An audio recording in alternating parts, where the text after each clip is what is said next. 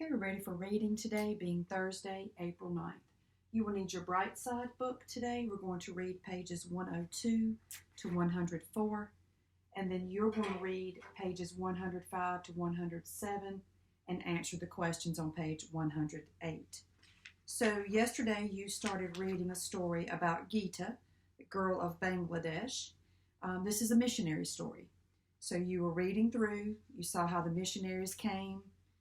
They shared the gospel with Gita's father, Debendra Das. Then the missionaries, some of them got sick, some of them had to return, so they left. They were going to leave.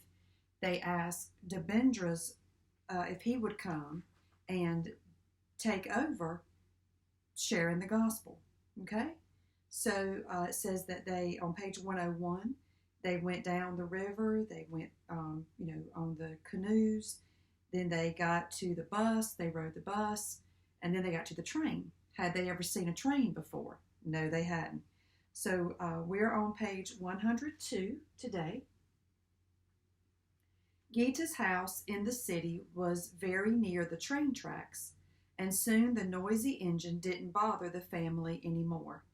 Then late one night, the family heard a sound much worse than the roar of a train. All day the sky had been a funny yellow color. By evening it was raining. Thunder rumbled and lightning flashed. The wind began to howl. Stronger and stronger the wind blew. Grass roofs blew off houses. Tin roofs hurled through the night air, knocking down anything in their path.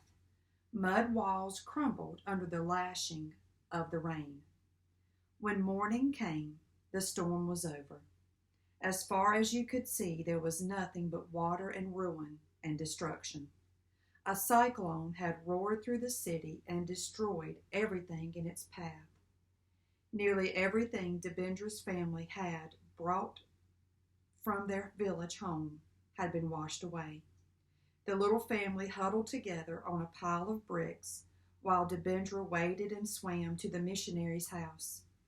Even in that solid house, windows were broken and screened porches stripped bare.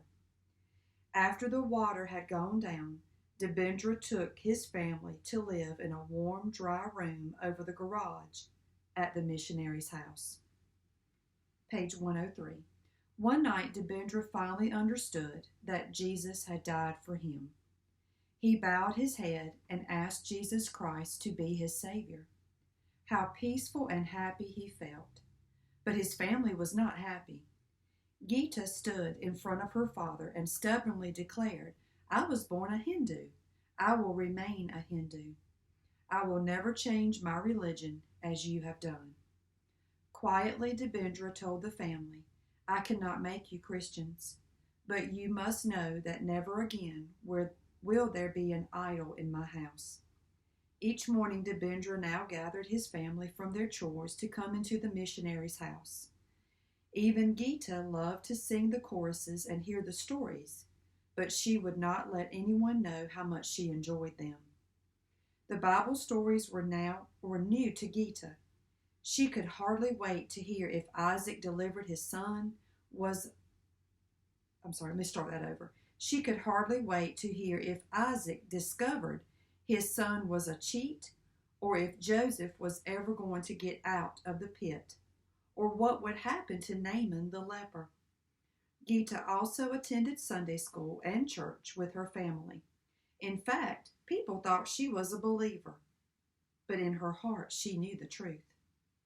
Gita cried as she left her family for the first time to go away to the mission school, but it was exciting to live with so many other girls. I'm on page 104. She didn't always do well on arithmetic and science, but she loved to read. While Gita was adjusting to life at school, the rest of the family was very busy. Most of the missionaries were moving 65 miles away to the Memorial Christian Hospital.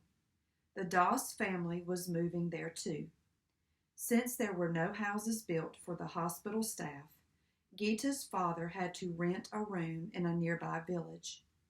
Gita's mother didn't mind that a bit.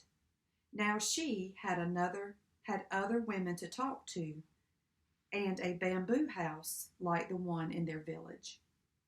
When Gita arrived for her vacation from school, she was horrified. She had been sleeping on a real bed with covers and a bedspread on it. She had been sitting at a table to eat. How dare her parents expect her to sleep on a bamboo mat on the floor? Each time her mother asked her to help around the house, Gita was too busy reading or making lace. She wasn't going to dirty her hands and work like the village women, sifting rice and scrubbing pots.